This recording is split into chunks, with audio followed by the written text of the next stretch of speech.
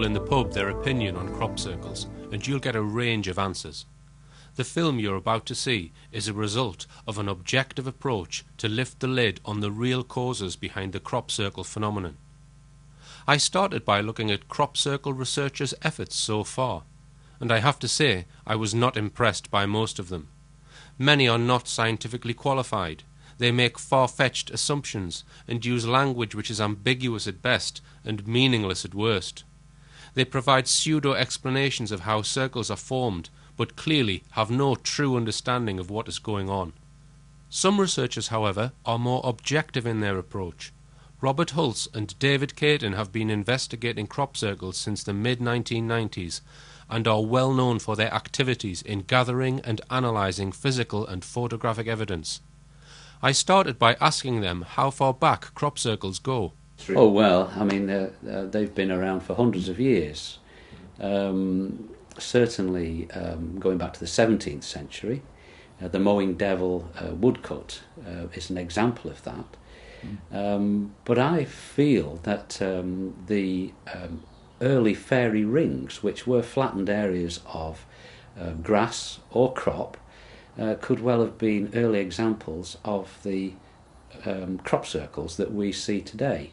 Okay, and these older circles that are basically recorded in history books, shall we say, what kind of patterns are we talking about?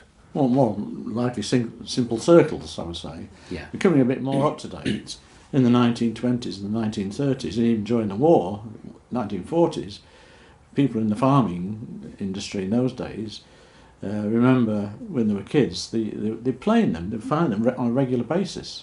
What countries are they appearing in now, and are there any specific areas in this country and other countries that they appear to occur in?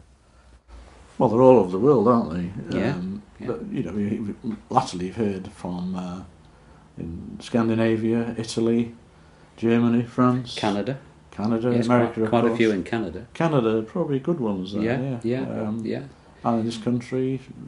And in this country, it appears to be focused on one particular county. Am I right in thinking that? Well, Yes. Wiltshire and then Hampshire second, I think, Yes. in terms of numbers. But Wiltshire mainly, Yeah. and I think it could have something to do with the ley line system, which seems to be concentrated very much in the Wiltshire area, with Stonehenge and particularly Avebury and the area around the Vale of Pewsey. The long barrows, the stone circles, as Robert says, Avebury, Yeah. and that men have erected Silbury Hill, of course, is still a mystery why Silbury Hill was there, is a link with our past, and maybe that's what they're trying to say. We are linked to your past. The people who built Avebury, for instance, built it there because they were well aware of the energy, and I'm quite sure they used that energy for various purposes, possibly healing. And am I right in thinking that the complexity has increased over the last kind of 10 or 15 years? Yeah, late 80s, early 90s, they changed to what they call pictograms, and you started getting different shapes, and a number of circles linked, or oval shapes. And is that predominantly in the UK then, or has the complexity... Yes. Because I did see one in Holland that was a initially. very complex Yeah, shape. but the more complex shapes started in the UK and then appeared in Holland later, much later. And my understanding is that you believe that some crop circles are man-made, whereas others are not man-made. Now, can you explain to me how you distinguish between the two? Well, just going back a place, we've learned along the way. I mean, we made mistakes when we first started, and we would give a crop circle the thumbs up as being the real McCoy. When looking back, we realised they weren't. And when you say real McCoy, you mean that it hasn't been constructed by man? Mechanical by means. man? Yes. Yeah. Right, okay. Was it via a mechanical means? Okay, yeah, carry on.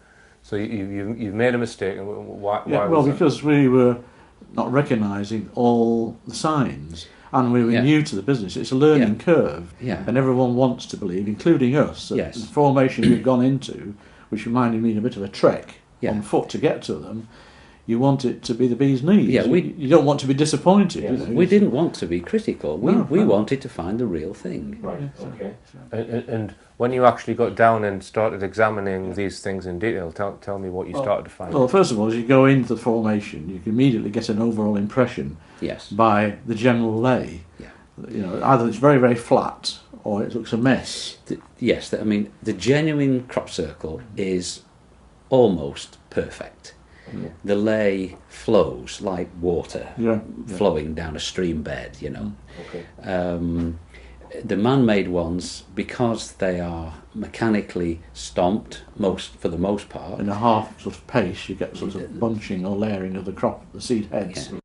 This is the implement which was confiscated from Hulse and And these are done using a plank of wood attached to some rope, which somebody will basically stomp out. Stomping board, yeah. That's right. But the genuine ones are so fluid. Mm-hmm. There are no mistakes. There are no acute changes of direction. And what about any other clues within the crop itself of boarding? Yes, well, the board impacts the stems and damages the stems. So that's something you have to really get down hands and knees job to look closely. Yeah. And they're not easy to see unless you know what you're looking for.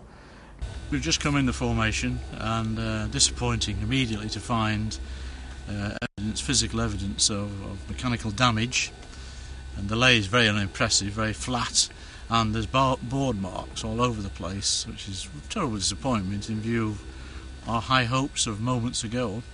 And down here, just as an area in one of the spiral paths near the centre, and you can see board mark, there and there and there. You can miss them, as we have done in the past, I guess. Yes. So the leading edge of the board, as it strikes the stem, is causing an injury to the stems and causes lines of creases. So if it's like a 3-foot board, you'll find rows of stems more or less lined up. And when you turn the stem over, that doesn't occur on the opposite side. Well, if we walk into this small circle and come over here, I have a feeling that I found the board marks fairly easily this time. Oops, a daisy. And here we are. If we come down here, we can see that we have a board mark, and if we come over here we have another. So we have two of them fairly close together, which is how they should be. A row of what? 1, 2, 3, 4, 5, 6. My finger, there's a typical crease there, and I'm bending it slightly, and then you come back towards the camera a little bit, and now we've peeled off the outer sheathing and you can feel that with your fingernail. And then if you come back even further to where the tip of the dowsing rod's pointing, there's another one. It's again not too deep. You also can see a bending there. You can see how the crease bends back, like you do with your finger. Yep. So on the other side it will be okay. You turn it, squish it round, and there's no mark on that side, because as you turn it back, the edge of the board, the leading edge of the board, the plank has hit the crop there as it's gone down. That's right. We have 3 on this stem here, but I've come across here a little bit further. We just rub the bloom off a little bit. I mean, just look at those. We've 1, 2, 3, 4, 5. When the crop is green, when the board impacts the crop, the mark isn't immediately apparent. It takes about 12 hours or so for the chemical reaction in the plant to create a white line on the stem. So we thought we ought to prove this ourselves. Having knocked it down, we'd go in to check to see how long and see if any of these marks appeared, which they did. It took about nearly 20 hours, I think. Possibly, but it depends on the maturity of the crop. Yeah. If it's early in the season and there's plenty of sap going up through the green stems, then they're as easy as pie to spot. Okay. But later in the season, as the moisture comes out of the stems and they start to go that straw colour, then they're very difficult, and you simply have to get down on your hands and knees and check. Okay, and how many years have you gone back actually recording these board marks then? Since 2000, 2001. Yes, yeah. Okay. So of the formations that you've actually examined, down on your hands and knees, shall we say, how many do you find are man-made and how many are in the unexplained category then? Well, currently, in the last year or two, I would think I haven't found less than 5%. I would think are genuine in our opinion, which I know is much less. Much less than 5%. In fact, not news that people would want to hear. But in my opinion, I've not personally seen a genuine one since May 2005, which was an oilseed rape formation at Golden Ball Hill in May 2005. Fortunately, our friend Bill Betts took some wonderful photographs of that formation on the morning that it was discovered, and it's absolutely wonderful. The pristine, the flower heads, which are one of the first things to get damaged when you try to stomp oilseed rape, are perfect. They're undamaged. They're evenly spread throughout the laid crop, just as they are in the standing crop. That simply is impossible to recreate with a stomping board. So therefore, I am certain that small formation was genuine. Okay. Right. What about the Ogbourne St George formation? Because that's another one that you believe that is a non-man-made. Absolutely, certainly genuine formation. I mean, the main thing about that was the way the crop had been laid. It wasn't flat to the ground. It was laid like the grooves of a record, wasn't it, Dave? So the top bit of lay was probably only a few inches below the general level of the crop in the field.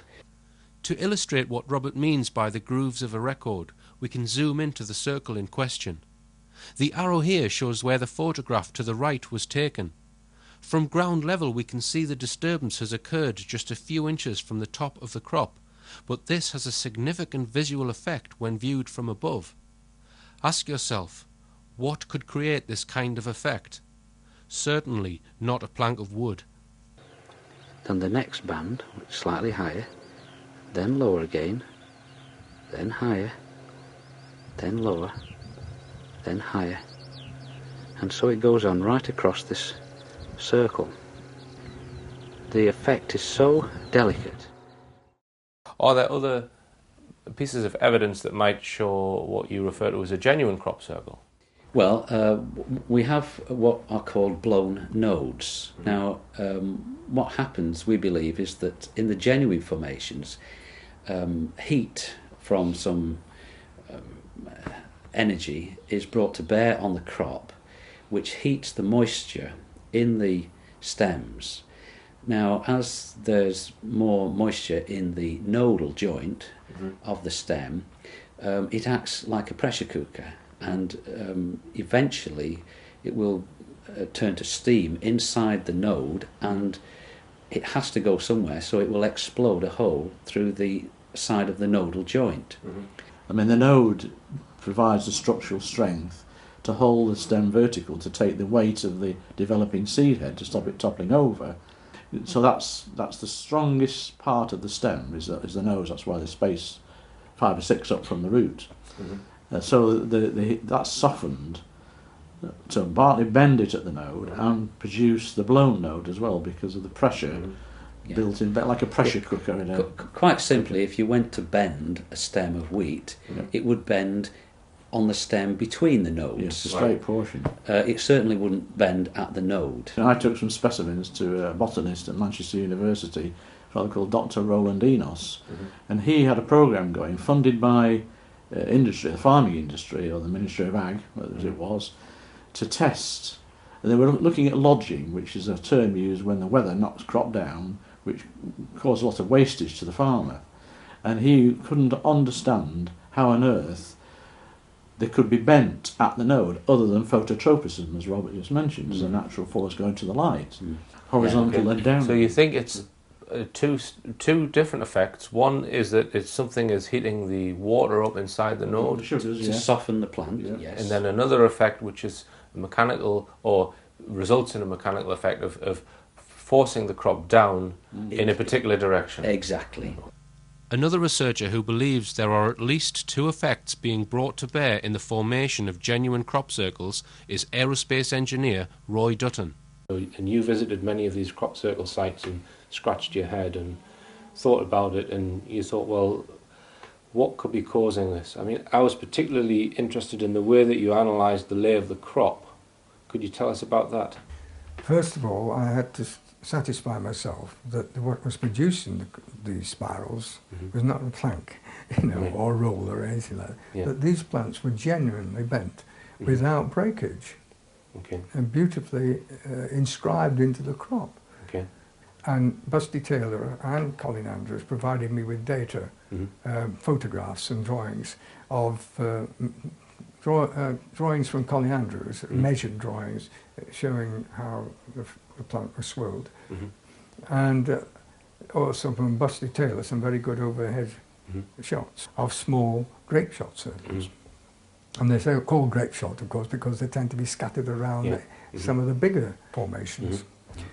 I then began to look to see what pattern, what mathematical relationship could be applied to these things, which might explain how they're produced. Because when you looked at that pattern, you saw that it was made up of a series of discrete actual sweeps, if you like. Is that am I right? That's right. That's the first clue. They were generally stripped. They were strips of spiral. They were spiral strips. Spiral strips. So a sequence of spiral strips throughout a 360 degree. Right, and can you?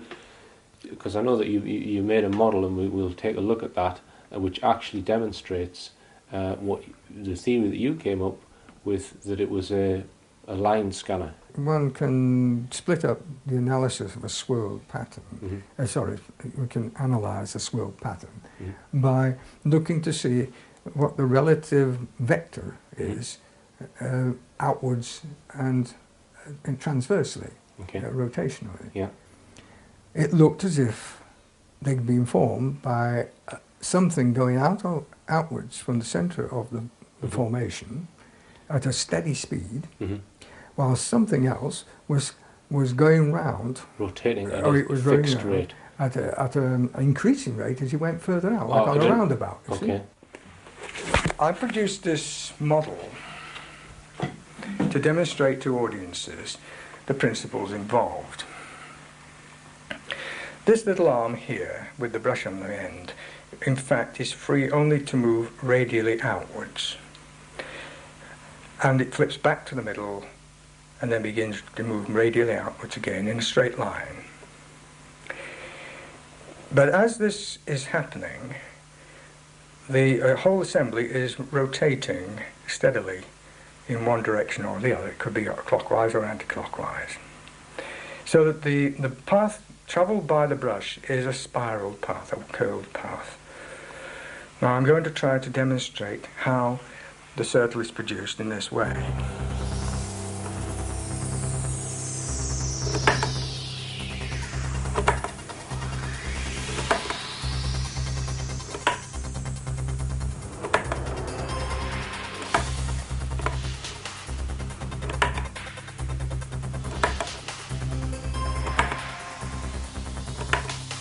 Notice that the gaps are being filled in on each successive rotation until the entire circle is created.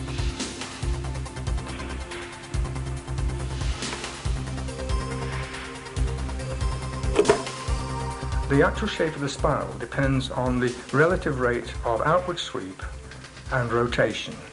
This is a very short spiral, but sometimes they can go all the way around. You thought it was moving at fixed velocity from the centre to the edge at a fixed rotational speed. And then flipping back again. And then once it got to the edge, it instantaneously would go to the centre and then Yeah, start and a second and so a swirl. whole series of strips Right. all round and then going round again very rapidly to fill in the gaps. Right. Okay. And you actually So modelled that on a computer, didn't I you? modelled that on the computer, and I also tried to demonstrate it with that little model of mine. It didn't matter what the actual speeds were, it could produce any kind of spiral with that form. Because believe me, you can get spirals of other forms, and I did try this with other equations. Colin Andrews sent these drawings to me, probably because he felt they would defy all my efforts to explain them in simple terms. After about 2 months of frustration with this problem, the answer came to me very, very quickly. The different bands of alternating swirl directions were merely indicating that the projector beam had been operated in several different modes to produce annular rings. In fact, soon after receiving these diagrams, I was able to modify my program to incorporate that feature very successfully. The big problem was presented by that unevenly segmented annulus.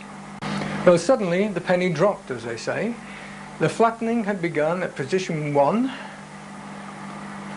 with the progressive clockwise flattening. This had continued until a 72-degree segment had been covered. At that point in the proceedings, the beam had then flipped backwards through 144 degrees to commence clockwise flattening in the direction as before. However, while the clockwise flattening had been occurring, the virtual centre of the disturbance had moved from 1 to 2. The annulus had been steadily precessing anti-clockwise, following this small circle shown here. So when the flip back to position 2 had occurred, the centre was then at position 2 here on the precession path.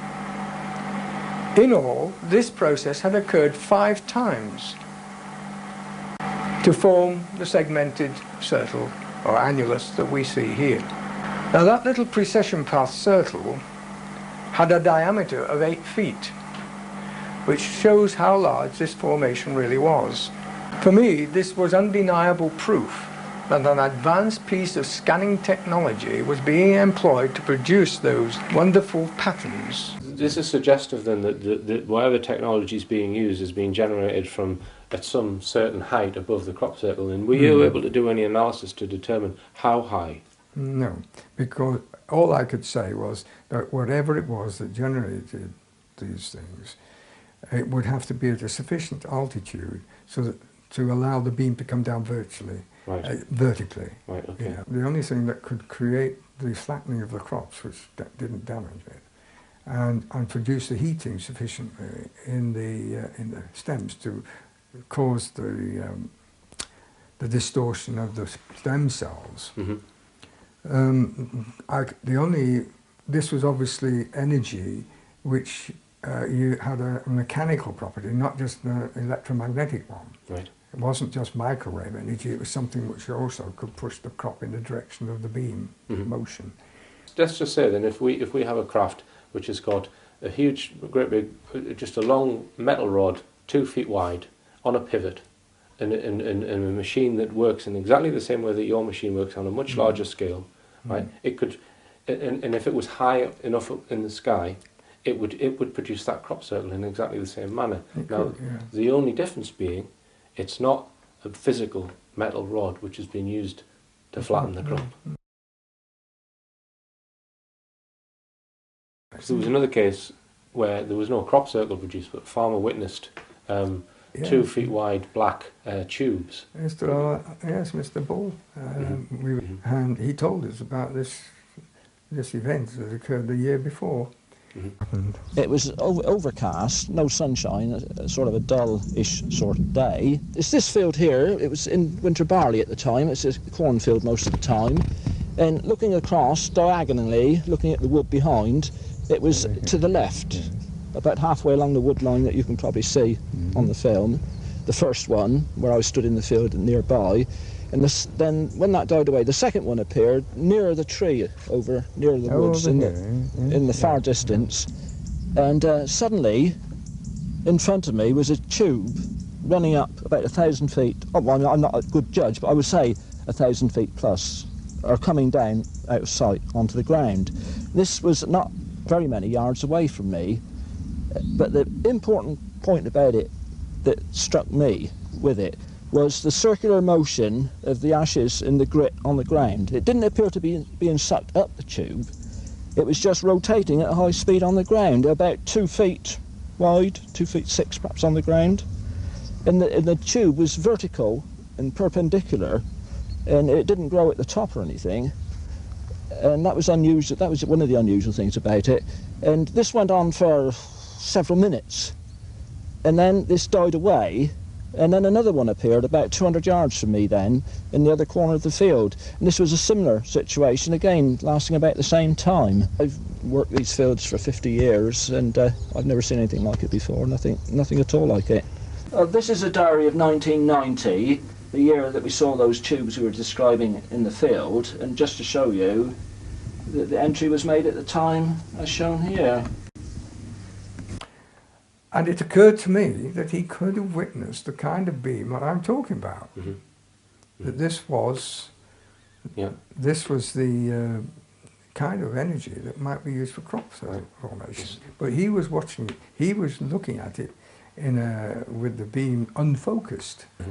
Yeah. But perhaps if it had been focused at the bottom like that, it might have actually pushed the crop down. Mm-hmm. You see, the same kind of energy. Mm-hmm. And then I went on to conceive that if it could do that, and it was then made divergent at the bottom, that it could lift things up.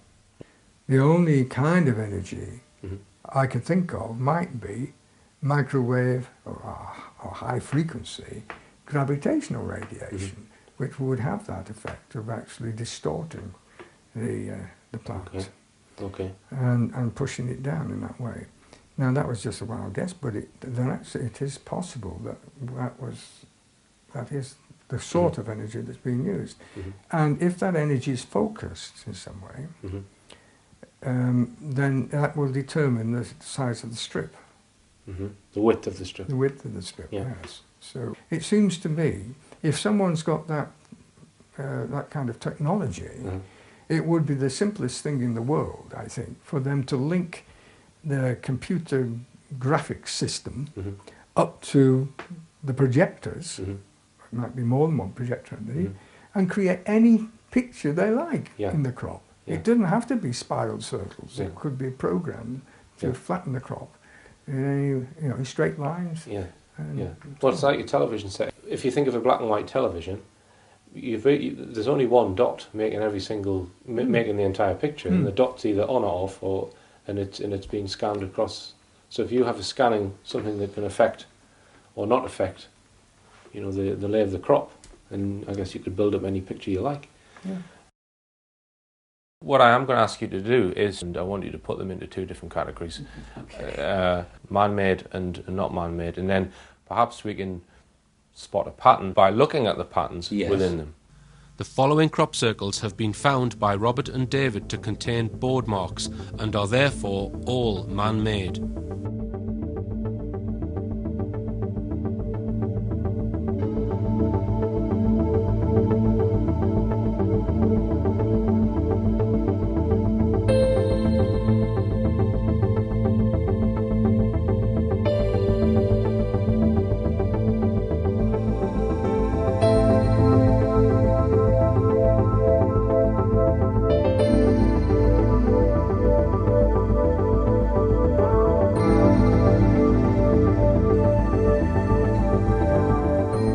Next group are believed to be non-man-made or genuine.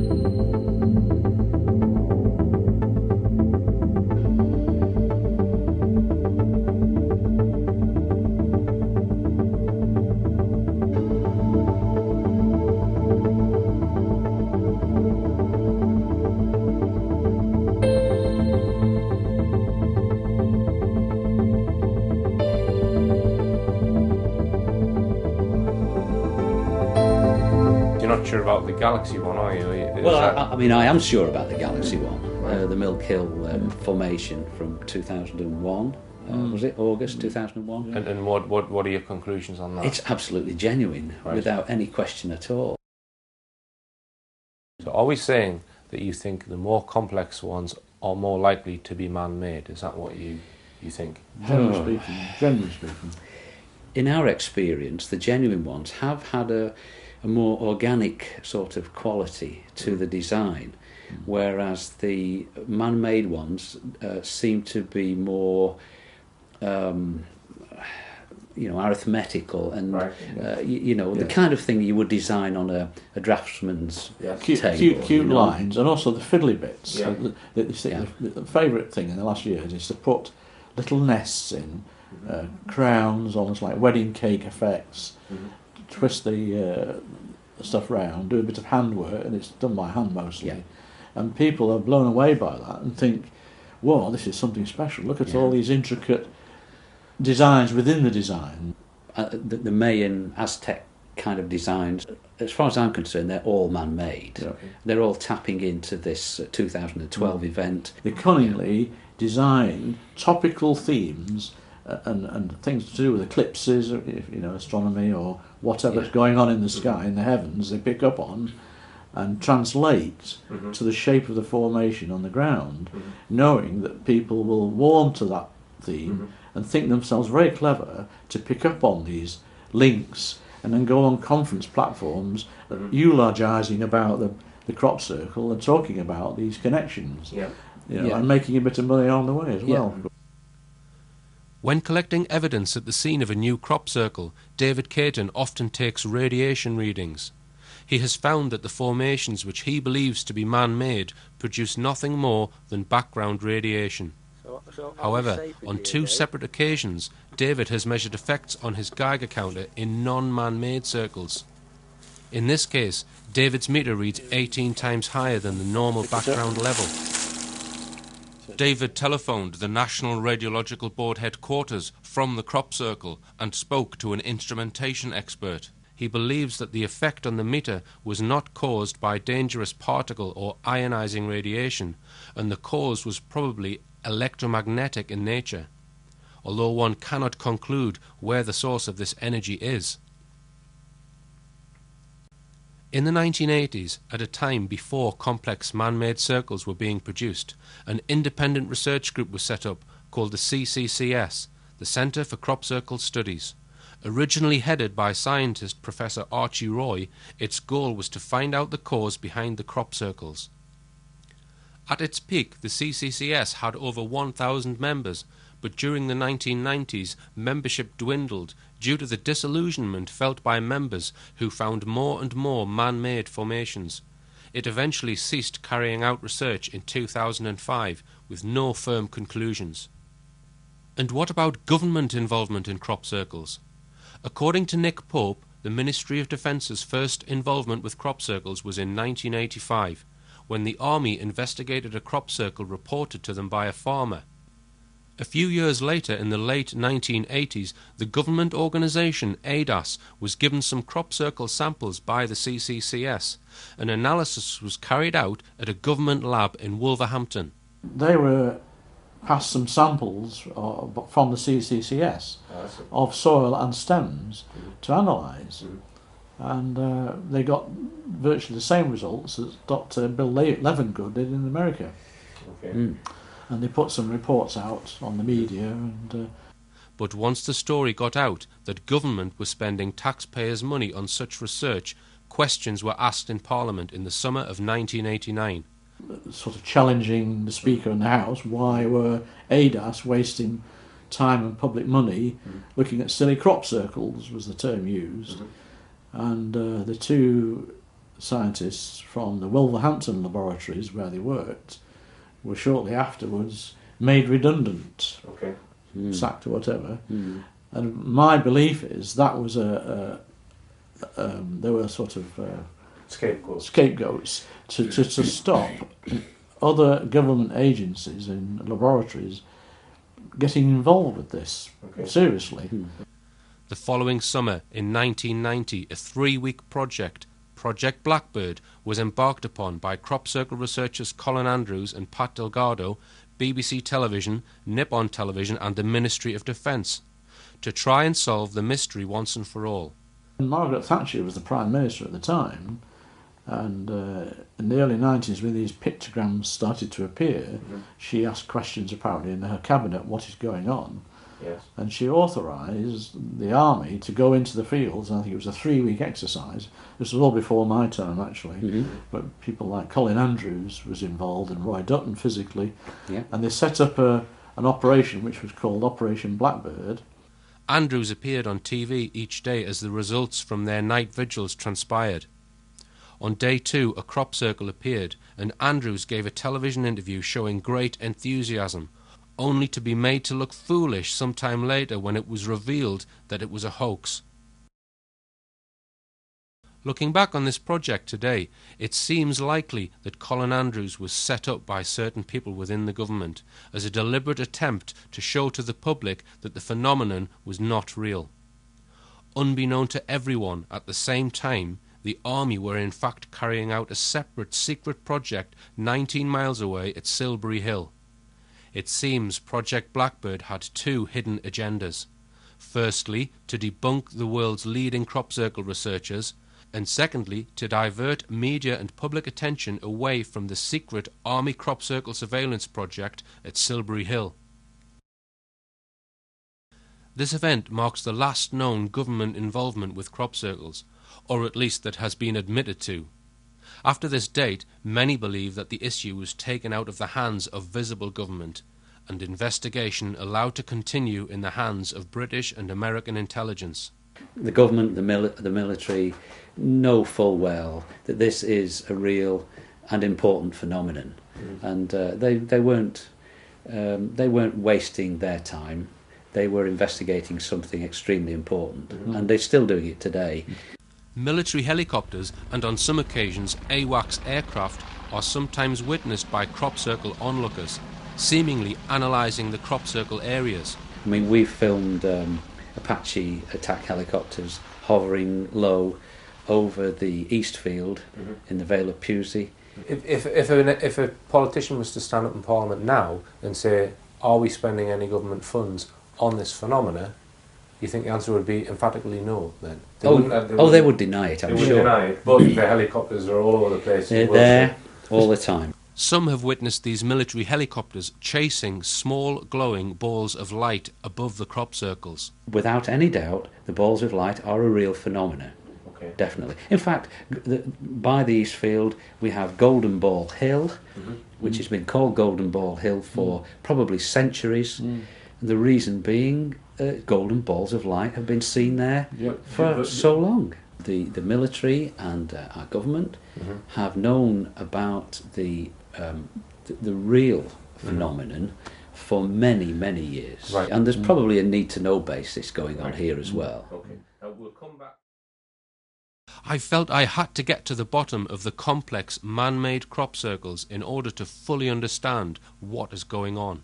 Okay, now tell me about the Doug and Dave characters, because they are often cited as being responsible for a lot of crop circles. Prominent in the early 90s and late 1980s, am I right there, Dave? 1991 and 92. So tell me about those two guys, because they were a lot of the circles at that time were put down to these two guys. Yeah, Doug Bauer and Dave Chorley. Yes, yeah. They were roped in, forgive the pun, Right. well, I think by abused, set up, encouraged, because I think in those days John Lumberg and his team weren't producing so many.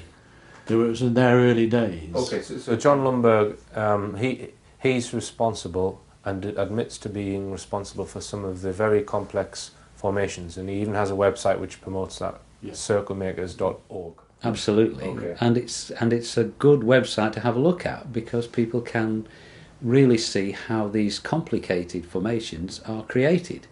Because that's a problem people have. They see these wonderful aerial shots and they think, how can that possibly have been made by people with planks? Well, if you go on the site, he'll show you how they're made. I mean, that was our initial reaction when you see these fantastic formations. It's this, think, how can you do this in the dark? in a field in a few hours of darkness. And in the summertime, you only get a certain amount of darkness. But in our opinion, the whole Circle Makers website and Lundberg and co. are all part of a disinformation campaign. Yeah. Originally, we feel possibly funded by government. Yeah. There was certainly a link on the Circle Makers website, which was a recruiting banner, which took you straight to a government recruitment for MI5. We do believe that the genuine crop circles are extremely important, and that government has known this for a long time, and that is why teams, well, that particular team, the Lundberg team, Team Cayton, as it originally was called, I believe were inaugurated in order to throw sand in the eyes of researchers so that they wouldn't be able to see easily which were genuine and which weren't. So let's just take a close look at John Lundberg, who is the alleged ringleader of the organisation creating the complex crop circles throughout the 1990s and up to the present day.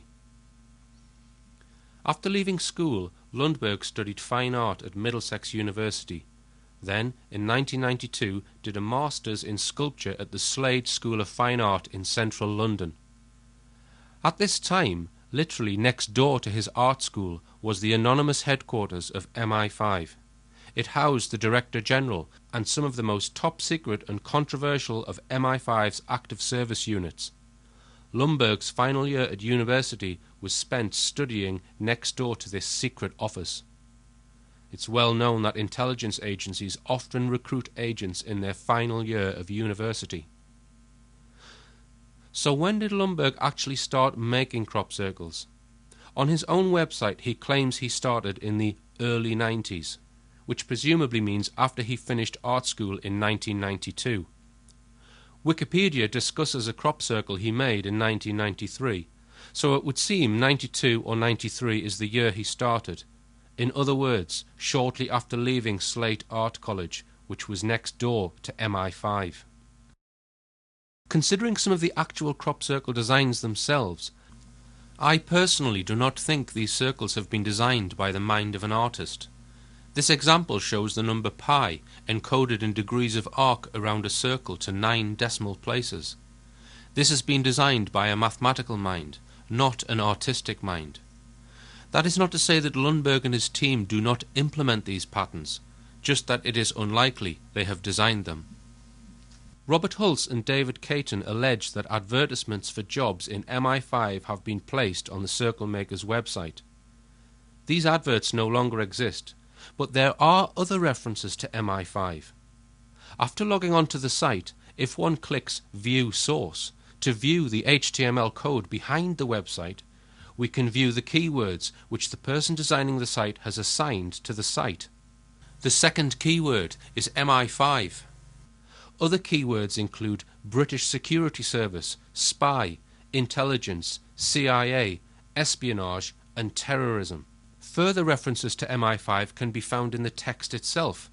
Here, Lundberg teases Colin Andrews about funding, and I quote, "Well, it looks like veteran crop circle researcher Colin Andrews might be forced to get a real job. He's posted an urgent appeal for funds on his website.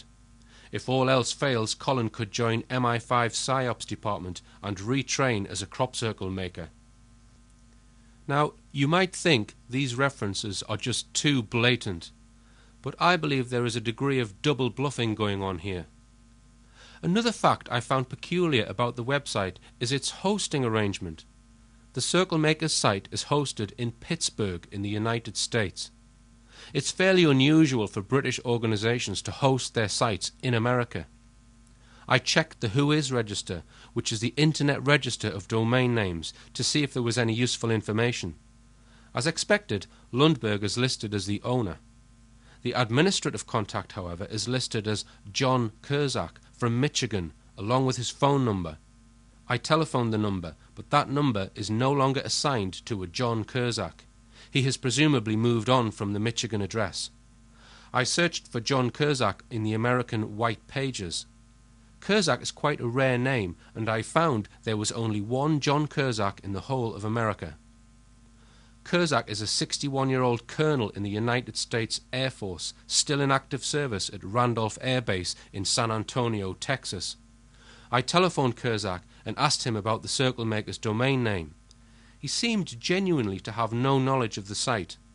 It is my belief that Cusack himself did not register his own name because the surname listed in the Whois database is spelt incorrectly. It has been spelt with a C. An easy mistake to make with this name, but not if it is your name. This suggests to me that somebody was just using his name. An administrator name was probably required when purchasing the domain name. The US Air Force connection is very intriguing. In 1995, when the Circle Maker's site was set up, Cusack took a military commission, tying him more closely to the Air Force. Perhaps it's a big leap of assumption, but in the town where Cusack works, there is another US air base called Lackland Air Base, which just so happens to be the headquarters of the US Air Force Intelligence, Surveillance and Reconnaissance Agency. At this base, there are 1,000 technical personnel involved in a range of activities.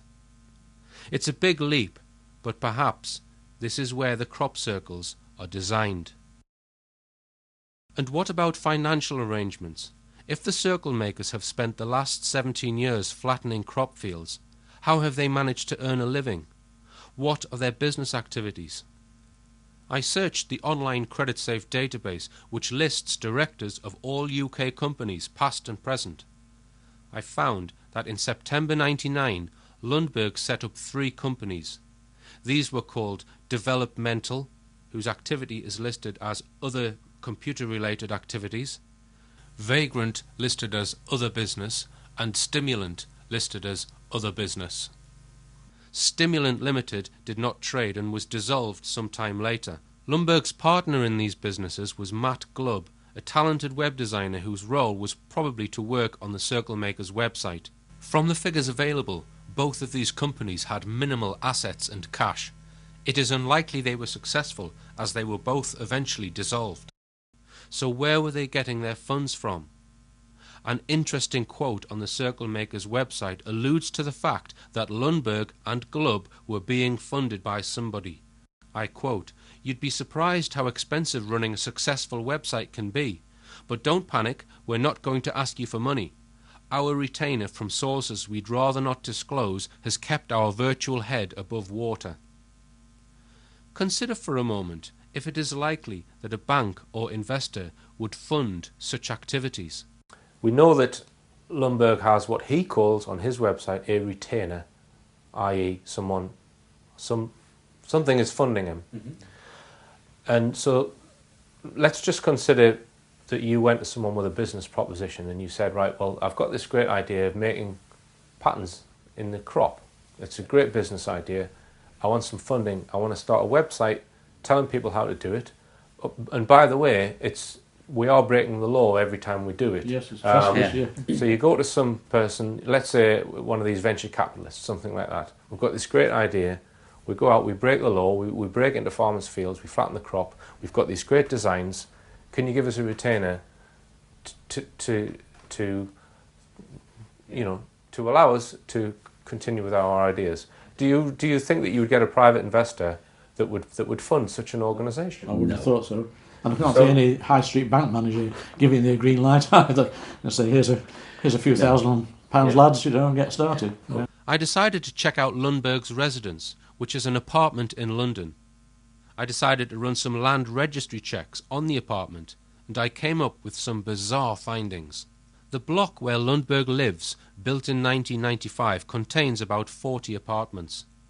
Lundberg's apartment does not appear on the land registry database. I purchased a copy of the deeds, and the land it is registered under is not the land on which it was built. There is no record of it ever being bought or sold since it was built. I telephoned the land registry to ask why this was. They said that it must never have been sold since it was built. There are 3 more properties neighbouring Lundberg's that have this exact same anomaly. I telephoned the housing association who were listed as the owner of these properties and asked if they had any apartments to rent in that block.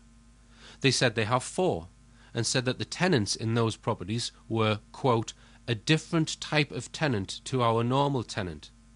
I asked what they meant by this, and she said the rent was not paid by the tenants, they were either leased or being paid for by the council. I checked out the identities of the residents of the other 3 properties, and judging by what they do for a living, I would not expect them to be entitled to housing benefit. Therefore, the rents are not being paid for by the council. Could it be I have uncovered 3 more people who are associated with the same organisation? You can find interviews featuring John Lundberg on the internet in which he regularly states the following. Unlike most other artists, our work relies on the fact that the work we create needs to be authorless to function properly. This is the polar opposite to how we usually think about art. We call works by their author. It's a Warhol, a Dali, a Picasso. But for our work to function properly, we need to totally remove ourselves from the equation. Crop circles gain their power from the gap in knowledge about their author. As soon as you claim authorship of a crop circle, you drain it from the very thing that gives it its power, its mystery, and it just becomes a mere specimen, just flattened crop.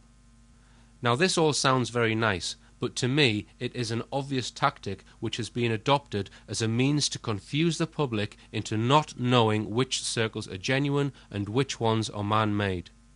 MI5 take great care in ensuring secrecy is maintained when recruiting their personnel. Therefore, it is not possible to obtain any concrete proof of who their agents are. I would argue that the amount of circumstantial evidence I have just presented is very compelling. In carrying out this work, I believe I now have the identities of 7 MI5 agents operating in various professions, predominantly the media, one of whom is a household name.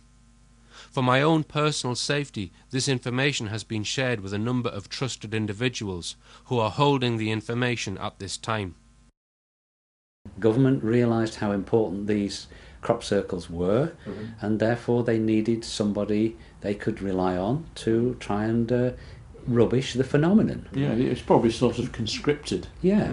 Something had to be done, I think, to put the thumb down on this thing and nip it in the bud, as you might say, before it got out of hand. And one way of nipping it in the bud is to muddy the waters. Yes, definitely, and control the release of information. And all propaganda techniques and things. Okay. Why would our government that we elect not want us to know the truth about the real crop circles and use our own taxpayers' money to sponsor people to basically fool ourselves? What is it that we can't handle?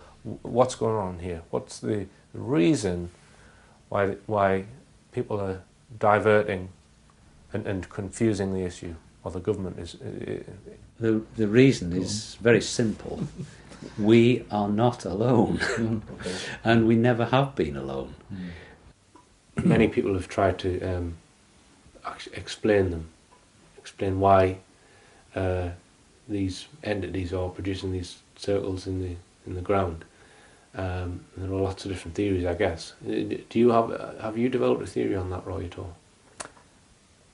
Well, I still think to some extent they're playing games with us. Right. Because they're teasing us.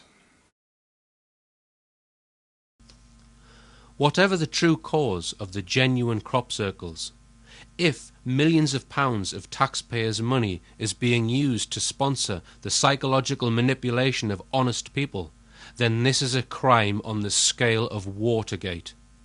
Surely we deserve better. It's my belief that MI5's role goes much further than sponsoring crop circles. I suspect they have agents in most, if not all, mainstream media organisations, being used to put spin on the truth and put into people's minds what they want people to believe. This leads me to my final question. Who is really controlling the intelligence agencies? I have my own theory on this, but I will leave you to decide.